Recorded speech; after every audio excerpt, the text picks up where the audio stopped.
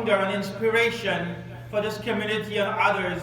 And we pray that Allah subhanahu wa ta'ala increase his rahmah and cover him, يتغمد به رحمته, and he covers him with his mercy endlessly in the life of the hereafter. Ameen Rabbil Alameen.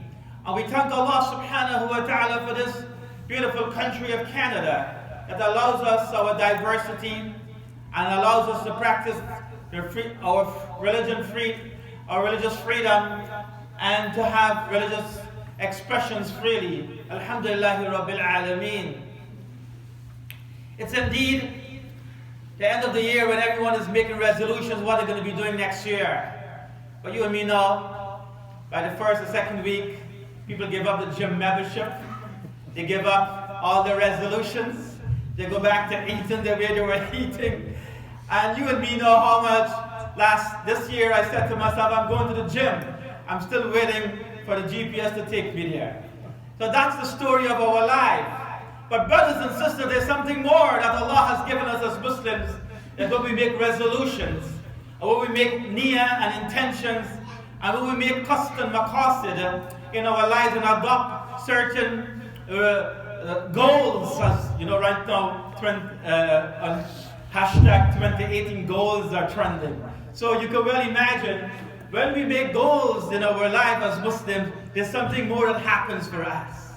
It's not merely that we sign up on the calendar. It's not merely that we get signed up on a membership.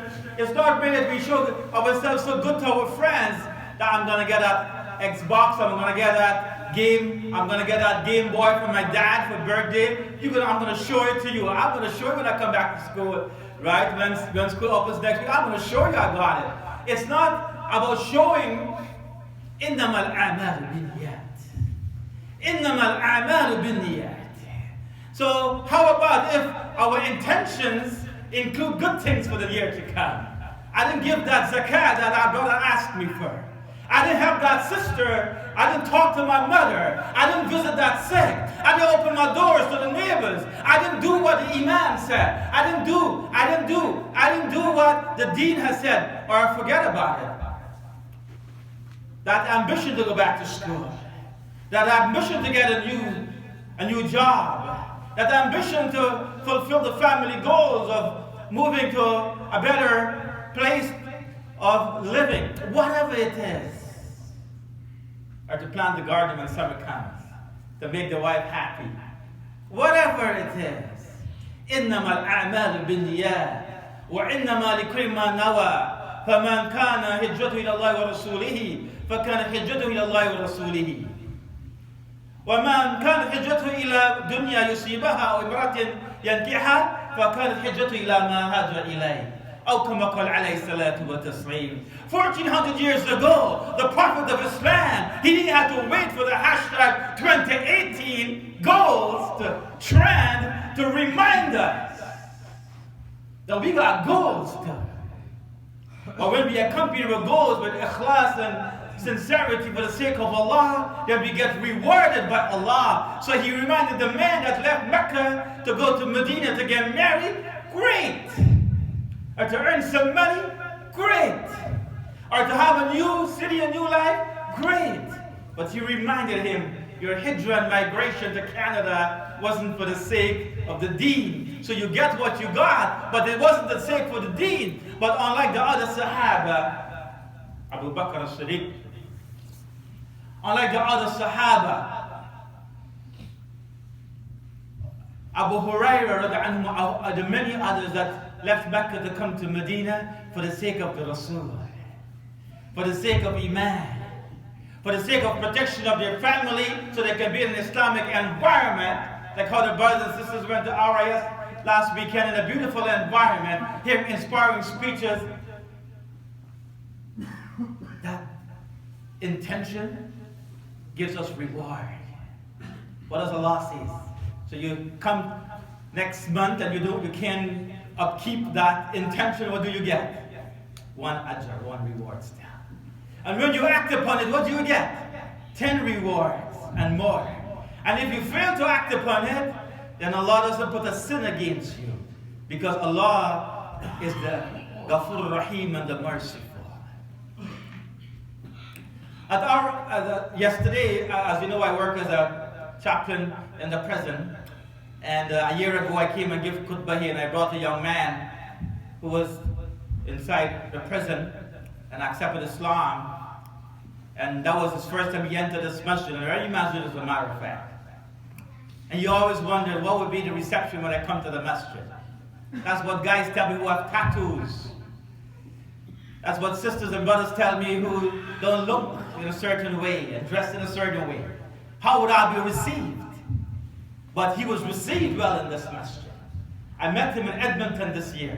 Brothers and sisters, I want to tell you that I bring glad tidings on behalf of this brother because of our love and the environment we create in the masjid and the brotherhood and sisterhood that we try to extend to the neighbors. As I see how many school children come to this masjid from Imam Tariq's post, and how many interfaith events you've had, and how you recognize the public servants here in Brantford.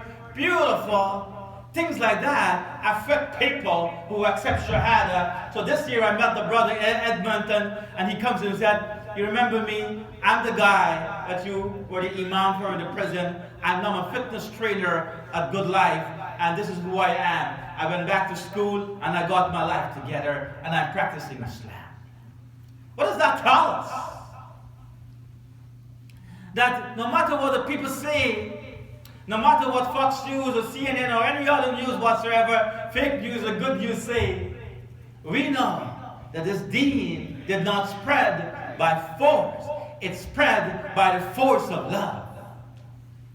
It spread by when we crush and when we place the force of love upon the hearts of others. So 2 stories I would like to share with you. It's the end of the year. We've done so many things this year. We thank Allah for it. We thank Allah for Canada, 150th anniversary. We thank Allah for all the fundraisers we have done and we have participated. Somalia, Rohingya, single mothers. I was in Cuba this year. And I went to the masjid and I met the brothers at the masjid. And many people say, Muslims in Cuba, masjid in Cuba, impossible. Islam in Cuba, impossible. But there is a masjid here in Cuba. And there are Muslims, 3,000 in Cuba. So this year we did Qurbani in Cuba. So that brothers and sisters could have what it means to have udhiyah meat and Qurbani meat on the table. But it's a story I would like to share with you. This year we helped a sister, single mom, Christian sister. And she was in a hospital. And she had said the story publicly at a fundraiser recently. She is from Barbados. And she said, I would like to share the story with the world.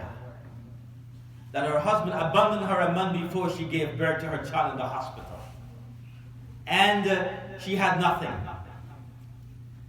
And she reached out to one parent organization, and the Muslim brothers and sisters came, wrapped beautifully, gifts that the child needed on herself. And she was in tears. And she called me after and she said, Habeeb, when I go to church, I hear all these things against Islam. I hear all these things against Muslims. But I want to read the Quran to know what is it that has informed and what is it that has defined and governed the hearts of Muslims, that they do not look at my color, and they do not look at my religion, they do not look at how I dress or who I am or what I am. They look at the fact that there's a human being who is in crisis, and they respond with compassion and love. And I said, oh, that's beautiful. We didn't do this to convert anybody. We don't proselytize after we have given you a cup of water to quench your thirst. We don't proselytize after we have put some treads on your back or given you some shelter over your heads. No, we don't do that. It was never our pattern, neither of our tradition. People accepted the deen all over the world for 1400